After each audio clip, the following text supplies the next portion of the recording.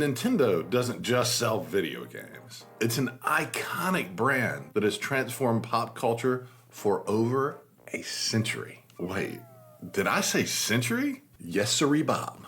I sure did. I bet you didn't know that Nintendo has been around since 1889. In this video, we're diving deep where Nintendo started, how it transformed gaming, and how it became one of the most powerful companies on the planet. But first, if you love retro gaming and behind-the-scenes industry drama, hit subscribe and smash that like button. And now, let's blow on the game cartridge and travel back in time to 1889. Nintendo actually started with playing cards, like the paper. Back in 1889 in Kyoto, Japan, a man named Fusajiro Yamauchi founded a company called Nintendo Kopai. They made Hanafuda, a traditional Japanese card game. Flash forward to the 1950s and 60s. Nintendo dabbled in everything from instant rice to love hotels. Yes, that's right, love hotels. But the real shift happened when they started making toys and arcade machines. They started making all kinds of successful stuff. Ultra Hand, light gun toys, and eventually video games. But what do you think their first big astronomical hit was? Hint, it wasn't Mario Brothers. It was Donkey Kong in 1981. Its own, like Donkey Kong. However, you might not know that Mario actually made his debut in Donkey Kong. Except, he wasn't Mario yet. He was just called Jumpman. How's that for an origin story? When I was a kid, gaming meant going to the arcade. You physically went out to play, typically using your parents' quarters to fuel that hungry beast of an arcade machine. But then it happened. The NES, the Nintendo Entertainment System. So, to really understand how earth-shattering the NES was, you have to first understand what was available in home gaming before. It was the Atari. The dog turd of gaming systems. The graphics were terrible, the games were terrible, and the controls were just trash. And then, this glorious ray of sunshine pierces through the clouds. It is the NES. And suddenly, kids everywhere were obsessed with Super Mario Brothers, The Legend of Zelda, Metroid. Nintendo also introduced one of the most important innovations in gaming history, the save feature. And now it's time to activate Super Nerd Mode.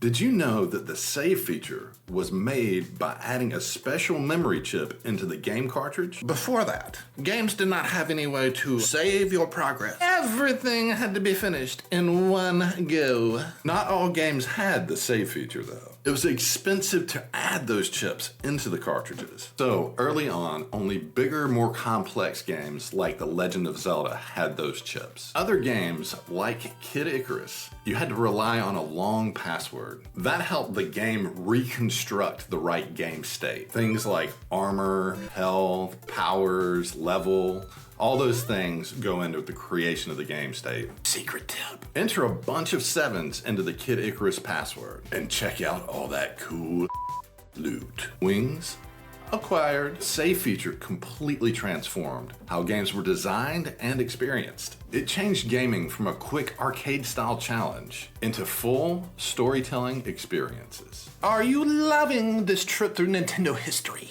If so, smash that like button. It helps more gaming nerds like us find their way to our community. The 1990s brought the heat, boy! Nintendo versus Sega.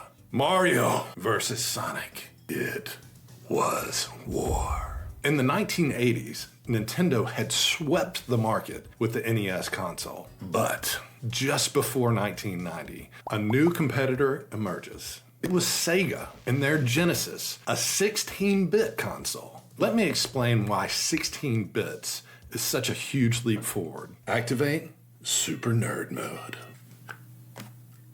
A bit is 0 or 1, and Nintendo's machine could only process 8 bits at a time. For instance, the largest number you can make with an 8-bit machine is 256. That's the reason why, in The Legend of Zelda, the maximum amount of money that you could hold was 256 rupees.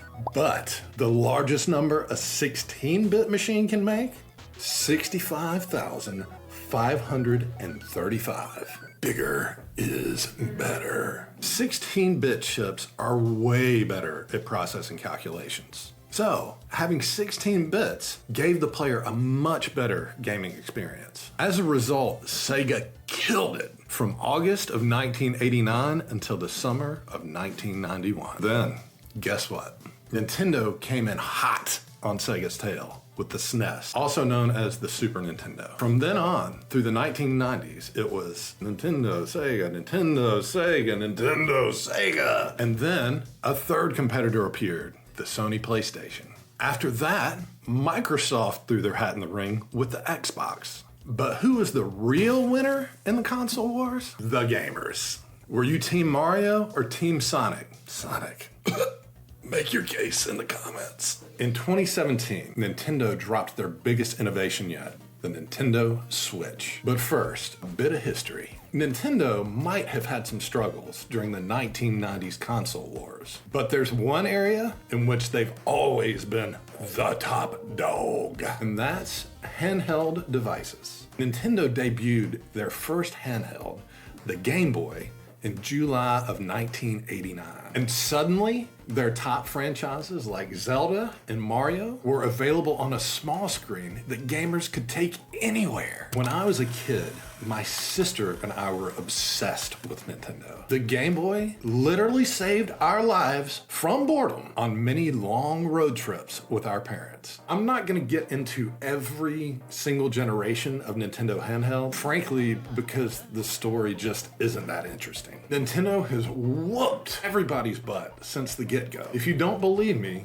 here are some numbers for you. 581 million. That's the number of handheld units they've sold over time. That number is 5 times the number of units sold for all of the competitors in all of history combined. But there's one handheld to rule them all. My precious. The Nintendo Switch hit the market in 2017. It wasn't just a handheld, it's also a console. Gamers can play Zelda Breath of the Wild on their TV and then take it with them on the bus. The Switch brought Nintendo back to the top, where they belong. Over 139 million units sold, and counting. Nintendo makes bold moves, and sometimes they crush it. Other times, total disaster. Let's talk about 2 of Nintendo's biggest flops. These products shaped me as a gamer, and therefore, as a person. First flop, the Virtual Boy, released in 1995. This piece of hardware came out when I was 14 years old. I had a personal fascination with virtual reality, but at that time, virtual reality was really just a theory. Therefore, when I saw in Nintendo Power magazine that the company was jumping into virtual reality, I was insanely amped. This was going to be the first time I'd be able to see in real life what I'd only read about in books. Walmart's electronics section had demos of gaming systems that you could play. I begged my mom, begged her to take me to Walmart so that I could see this revelation in person. And finally, there it was, the Virtual Boy. I walked up to this red box on a skinny-legged tripod, and I stuck my head into the goggles. What I saw in there made me want to gouge out my eyeballs. Have you ever seen those old-timey 3D glasses made of paper? The ones that had red and blue film for each eye. The reality is that the Virtual Boy wasn't very virtual reality at all. They were trying and failing to make a 3D world in these goggles. But these graphics were a migraine-inducing red and black nightmare. And now, you guys, we have to talk about what I think is Nintendo's most epic failure of all time. Let's set the stage. It's 1989, and I am 8 years old. A very impressionable 8-year-old boy. I'm at the movie with my friends, watching this movie all about Nintendo called The Wizard. I'm obsessed. I am in heaven. In this very dramatic moment, the bad guy in the movie, who's a kid, he pulls out a locked briefcase and opens it to reveal the Nintendo Power Glove. And let me tell you, I was shook. I could not wait to get my hands on this piece of hardware. And a few months later, my buddy got one. I slipped it on for the first time. Infinite possibilities, infinite power. And over the next 15 minutes, that 8-year-old boy learned the true meaning of disappointment. The controls were terrible. They would not respond to half the shit you were doing. Try playing Double Dragon when half of your button presses don't work. It's called being on the wrong side of a constant butt whooping. From that moment on, we knew that the movie villain was correct when he said, "It's so bad." Nintendo has never been solely focused on graphics. Their brand is heavily rooted in Japanese culture, world building, and innovation. Forget consoles. Nintendo's true power is its characters. Let's talk IP, intellectual property. That means anything that a company creates and legally owns, like characters, music, stories. When we talk about Nintendo's IP, we're talking about things like the concept of Mario, Zelda, and Pokemon. All the franchises that are theirs and no one else's. They can make games, shows, merch, movies, because they own those characters. That's IP.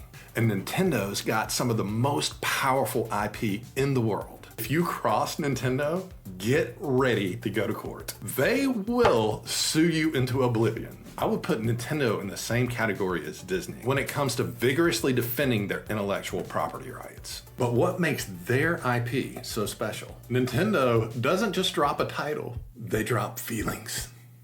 You hear the first few notes of the Zelda theme song, and you are transported. You see a red hat and a mustache, and you know it's him, a Mario. Nintendo's IP works across generations. Parents love it, kids love it. This isn't just gaming, it's legacy gaming. Nintendo isn't just selling you a console. They're building a world and a business model to match it. This is one of the most famous business diagrams of all time. Walt Disney, a genius, drew this in 1957 to show how everything that Disney does connects together. Movies drive traffic to theme parks. Comics support TV. Merchandise drives brand loyalty. Everything loops back into itself. Now, look at Nintendo of 2025. Games aren't just games. They launch movies, music, merch, theme park rides, and TV shows. A hit like Super Mario Bros. The movie doesn't just break box office records. It creates a marketing loop